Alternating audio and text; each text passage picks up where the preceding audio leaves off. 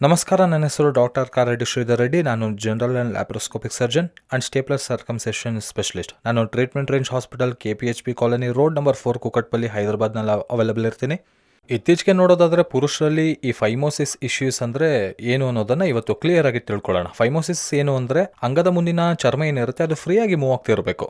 ಅಂದರೆ ಈ ಅಂಗದ ಮುಂದಿನ ಚರ್ಮ ನಾವು ಫೋರ್ ಸ್ಕಿನ್ ಅಥವಾ ಪ್ರೊಫ್ಯೂಷಲ್ ಸ್ಕಿನ್ ಅಂತೀವಿ. ಈ ಸ್ಕಿನ್ ಏನಿರುತ್ತೆ ಅದು ಎಲ್ರಿಗೂ ಹುಟ್ಟಿನಿಂದಲೇ ಇರುವಂಥದ್ದು.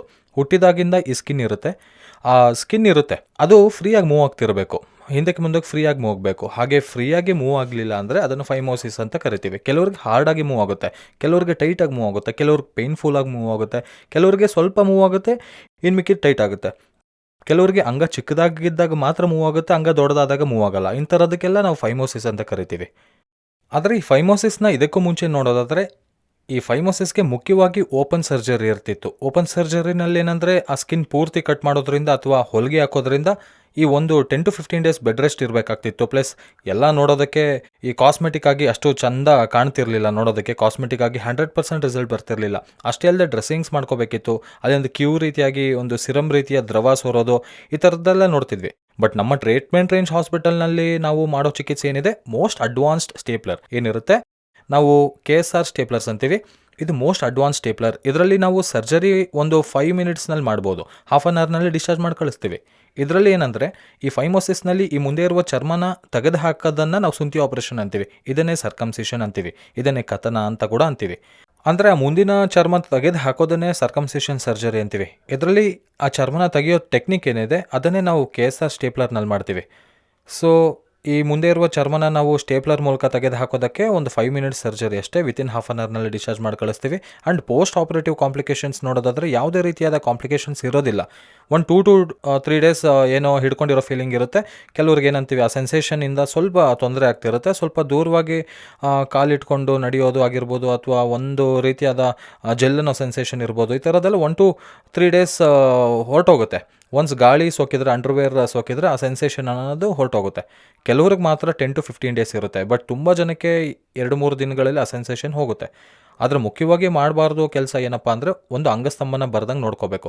ತುಂಬ ಜನ ನನ್ನ ಕೇಳೋ ಪ್ರಶ್ನೆ ಏನಂದರೆ ಅರ್ಲಿ ಮಾರ್ನಿಂಗ್ ಬರೋ ಎರೆಕ್ಷನ್ಸ್ನ ಹೇಗೆ ನೋಡ್ಕೋಬೇಕು ಅಂತ, ಹೇಗೆ ಅವಾಯ್ಡ್ ಮಾಡಬೇಕು. ಡೇ ಟೈಮ್ ಆದರೆ ಕಂಟ್ರೋಲ್ ಮಾಡ್ಕೋಬೋದು, ಆದರೆ ನಮ್ಮ ಕಂಟ್ರೋಲ್ನಲ್ಲಿ ಇಲ್ಲದೆ ಅರ್ಲಿ ಮಾರ್ನಿಂಗ್ ಎರೆಕ್ಷನ್ಸ್ನ ನಾವು ಹೇಗೆ ತಡೆಯೋಗಟ್ಟೋದು. ಇದಕ್ಕೆ ಸಿಂಪಲ್ ಟೆಕ್ನಿಕ್ ಏನಂದರೆ 3 ಗಂಟೆ 4 ಗಂಟೆಗೆ ಅಲಾರಾಮ್ ಇಟ್ಕೊಂಡು ಎದ್ದು ಅತ್ತಿತ್ತ ತಿರುಗಾಡೋದ್ರಿಂದ ಎರೆಕ್ಷನ್ಸ್ ಅನ್ನೋದು ನಿಂತೋಗುತ್ತೆ. ಎರೆಕ್ಷನ್ಸ್ ನಿಂತೋದ್ರೆ ಇಮಿಡಿಯೇಟ್ ಆಗಿ ಹಾರ್ಮೋನಲ್ ಲೆವೆಲ್ ಬಿದ್ದೋಗುತ್ತೆ. ಸೊ ನಾವು ಅರ್ಲಿ ಮಾರ್ನಿಂಗ್ 3ರಿಂದ 4 ಗಂಟೆಗೆಲ್ಲ ಎದ್ದು ಅತ್ತಿತ್ತು ತಿರುಗಿ ಒಂದು 5 ಮಿನಿಟ್ಸ್ ಅತ್ತಿತ್ತ ತಿರುಗಾಡೋದ್ರಿಂದ ಎರೆಕ್ಷನ್ಸ್ ಎಲ್ಲ ನಿಂತೋಗುತ್ತೆ, ಮತ್ತೆ ಮಲ್ಕೋಬಹುದು ಆರಾಮಾಗಿ. ಹಾಗೆ ಎವ್ರಿ 1 hour ಒಂದೊಂದ್ಸಲ ಎದ್ದೋಳೋದ್ರಿಂದ ಕೂಡ ಒಂದು 10 to 12 ಡೇಸ್ನಲ್ಲಿ ಮಾತ್ರ ಈ ಪ್ರಾಬ್ಲಮ್ ಇರುತ್ತೆ. ಹಾಗೆ ಮಾಡೋದ್ರಿಂದ ಯಾವುದೇ ರೀತಿ ಪಿನ್ಸ್ ಬಿದ್ದೋಗಲ್ಲ, ಯಾವುದೇ ರೀತಿ ಬ್ಲೀಡಿಂಗ್ ಇರಲ್ಲ, ಯಾವುದೇ ರೀತಿ ಊತ ಬರಲ್ಲ, ಎಲ್ಲ ಕ್ಲೀನ್ ಆಗಿರುತ್ತೆ. ಹಾಗಾಗಿ ಹೀಗೆ ಮಾಡದೇ ಇದ್ದರೆ ಒಂದು ವೇಳೆ ಸ್ವಲ್ಪ ಬ್ಲೀಡಿಂಗ್ ಆಗೋ ಚಾನ್ಸಸ್ ಇರುತ್ತೆ, ಸ್ವಲ್ಪ ಊತ ಬರೋ ಚಾನ್ಸಸ್ ಇರುತ್ತೆ, ಸ್ವಲ್ಪ ಪೇಯ್ನ್ ಬರೋ ಚಾನ್ಸಸ್ ಇರುತ್ತೆ. ಎರಡನೇ ಮುಖ್ಯವಾದ ಇಂಪಾರ್ಟೆಂಟ್ ಏನಂದರೆ ಸೇರಬಾರ್ದು.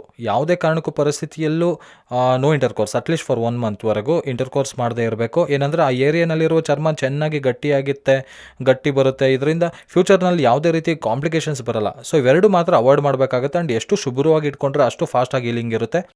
ಹಾಗಾಗಿ ನೀರು ಬೀಳಬಾರ್ದು, ಬೇಳೆ ತಿನ್ನಬಾರ್ದು, ಕಿವು ಬರುತ್ತೆ ಅನ್ನೋಂಥದ್ದೆಲ್ಲ ಏನಿಲ್ಲ, ಅವೆಲ್ಲ ಊಹಾಪೋಹಗಳಷ್ಟೇ. ಒಳ್ಳೆ ನೀರಿನಿಂದ ಶುಭ್ರವಾಗಿ ತೊಳ್ಕೊಳ್ಳಿ. ಸ್ನಾನ ಮಾಡುವಾಗ ಸೋಪ್ನಿಂದ ಉಜ್ಜಿ ಸ್ನಾನ ಮಾಡಿದ್ರೆ ಬೇಗ ಹೀಲ್ ಆಗುತ್ತೆ.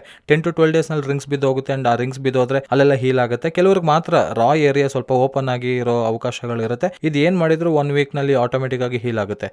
ಸೊ ಯಾರಿಗಾದರೂ ನಾನು ಹೇಳಿದ ಈ ಫೈಮೋಸಿಸ್ ಲಕ್ಷಣಗಳಿದ್ದರೆ ತಪ್ಪದೆ ನಾನು ಕನ್ಸಲ್ಟ್ ಮಾಡಿ, ನಾನು ಇದಕ್ಕೆ ಬೆಸ್ಟ್ ಸ್ಟೇಪ್ಲರ್ ಏನಿರುತ್ತೆ KSR ಸ್ಟೇಪ್ಲರ್ನಲ್ಲಿ ಸರ್ಕಮ್ಸಿಷನ್ ಸರ್ಜರಿ ಮಾಡಿಸ್ಕೋಬೋದು. Thank you very much.